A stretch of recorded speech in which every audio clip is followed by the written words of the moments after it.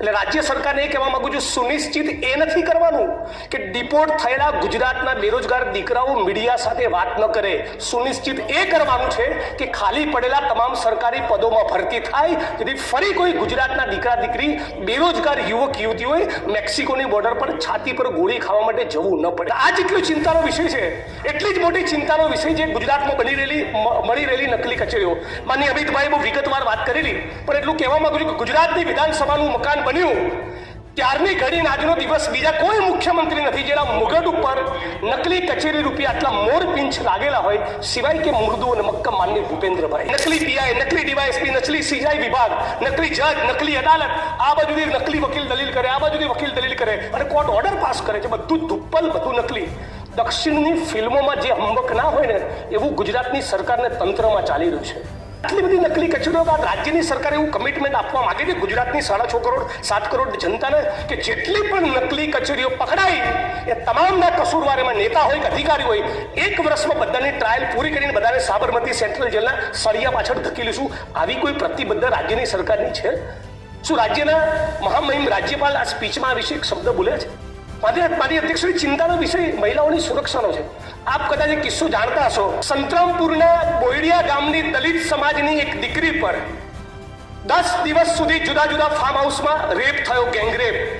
અને દીકરી પોતાના લોહીથી ભીના કપડા સાથે સંતરામપુર પોલીસ સ્ટેશનમાં જાય છે, ગેંગરેપની એફઆઈઆર કરાવે છે. અને જ્યારે ખબર પડે છે કે એક રાજકીય પક્ષના 3 આગેવાનોના એ ફરિયાદમાં નામ છે અને હમણાં સુધી જ્યારે મેસેજ પહોંચી જાય છે ત્યારે શું બને છે?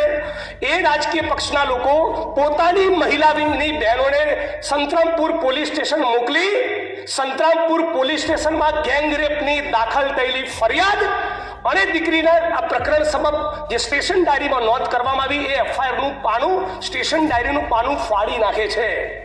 હા, આપણા ગુજરાતની અંદર દલિત સમાજની ગેંગરેપની પીડિતાની ફરિયાદ પોલીસ સ્ટેશનમાં ફાડી નાખવામાં આવી અને રાજ્યની સરકારે આ મુદ્દે મૌન ધારણ કર્યું. શું કર્યું સરકારે? સરકારે એવું કર્યું કે ખાતાકી તપાસ આપી સચિન બાદશાહ નામના ડીએસપીને, અને મહાન આપણા એ આઈપીએસ અધિકારીએ શું કર્યું? એફઆઈઆર, ગેંગરેપની એફઆઈઆર ફાડી નાખનારા એએસઆઈ અને પીએસઆઈની સામે ગુનો દાખલ કરવાના બદલે ખાતાકી તપાસને ફેરવીને 2 ઇન્ક્રીમેન્ટ રોકીને 3000નો દંડ ફટકાર્યો. આ છે ગુજરાતમાં સ્ત્રીઓનું સન્માન. અને એટલે રાજ્ય સરકારને કહેવા માંગુ છું, માનનીય અધ્યક્ષશ્રી, રાજ્ય સરકારને એટલું કહેવા માંગુ છું કે આ વિધાનસભા 27 માર્ચના દિવસે પતે અને એનો સૂર્યાસ્ત થાય ત્યાં સુધી ભાજપના નેતા જે બળાત્કારના આરોપી છે ગજેન્દ્રસિંહ પરમાર, એની ધરપકડ કરીને બતાવે. આ ગુજરાતની સરકારને હું ચેલેન્જ આપું છું આ મંચ ઉપરથી. સામાન્ય એ માણસને બળાત્કાર કરનારો માણસ કોઈ પણ પક્ષનો હોય, સામાન્ય રાજ્યની સરકાર એની ધરપકડ નથી કરતી. આવો જ પ્રશ્ન છે ગુજરાતમાં તૂટી રહેલા ઝૂંપડા. અંબાજીમાં કોરિડોર બને, કોઈ જ વાંધો નથી, પણ રાતે 6:30-7 વાગ્યા પછી સૂર્યાસ્ત બાદ સુપ્રીમ કોર્ટની ગાઈડલાઈન મુજબ ઝૂંપડા ના તૂટી શકે, છતાં ગોમતીપુરમાં તોડ્યા, જુહાપુરામાં તોડ્યા, વટામણામાં દેવી પૂજક સમાજના ઝૂંપડા તોડવાના છે, માલધારી સમાજના ટુકડા તૂટી રહ્યા છે. અમદાવાદના ઓઢવની અંદર ઝૂંપડા તૂટે, મકાન કોઈ પણ માણસનું તૂટે તેને વૈકલ્પિક વ્યવસ્થા આપવી પડે. ધારો કે ગુજરાતના કોઈ વિસ્તારમાં 22 લોકોના ઘર તૂટવાનું હોય તો સરકાર 22 મકાનો પહેલા એડવાન્સમાં કેમ રેડી નથી કરતી? હાઈકોર્ટના સુપ્રીમ કોર્ટની ગાઈડલાઈન છે દરેકને વૈકલ્પિક વ્યવસ્થા આપવી. રાઇટ ટુ સેન્ટ્રલ એ કોન્સ્ટિટ્યુશનલી ગેરંટેડ આપણો ફંડામેન્ટલ રાઇટ છે.